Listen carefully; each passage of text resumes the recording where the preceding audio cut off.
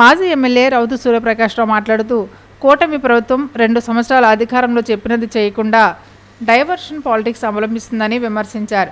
Rajahmundry city VL Puram Margani ఎస్టేట్లో YSR Congress party అధ్యక్షులు మాజీ ముఖ్యమంత్రి వైఎస్ జగన్మోహన్ రెడ్డి ఆదేశాల మేరకు వైఎస్ఆర్ కాంగ్రెస్ పార్టీ జాతీయ అధికార ప్రతినిధి మాజీ ఎంపీ మార్గాని భరత్రామ ఆధ్వర్యంలో చంద్రబాబు వెన్నుపోటుకు 2 ఏళ్లు రాష్ట్ర వ్యాప్త నిరసనకు శ్రీకారంగా పోస్టర్ ఆవిష్కరణ కార్యక్రమం నిర్వహించారు.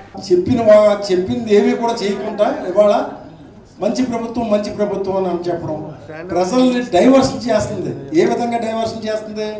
గొడ్డల పార్టీ అంటుంది. గొడ్డల పార్టీ కాదు, నువ్వు ఎవరైతే అన్యాయం చేశాడో అరెస్ట్ చేయి, లోపల అంతేగాని పార్టీని డిమోరలైజ్ చేద్దామని అనుకుంటే మాత్రం అది ఎట్టి పరిస్థితులు కూడా సాధ్యం కాదు. ఏం చేద్దంటే ప్రజల హృదయాల్లో చెరగని ముద్ర వేసినటువంటి మహానుభావుడు వైఎస్ఆర్. అటువంటి వైఎస్ఆర్ గారు 2 సార్లు ముఖ్యమంత్రి ఎమ్మెల్యేగా చేసిన అనుభవం నాకు ఉంది.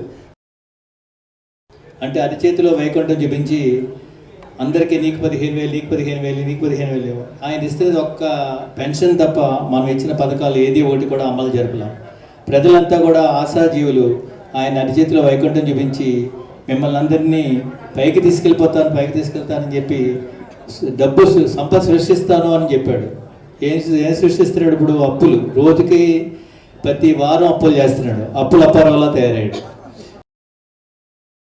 విడుదల చేసి ఆ మేనిఫెస్టోలో ఒకే ఒక కార్యక్రమం, పెన్షన్ కార్యక్రమం తప్ప, అది కూడా 3 నెలలు పెన్షన్ మీకు ఎన్నికల్లో నెగ్గితే నేను ఇస్తానని చెప్పి ఒక ప్రలోభానికి గురి చేసి వృద్ధులందరినీ 77 లక్షల మంది వృద్ధులకు ఇచ్చిన పెన్షన్ను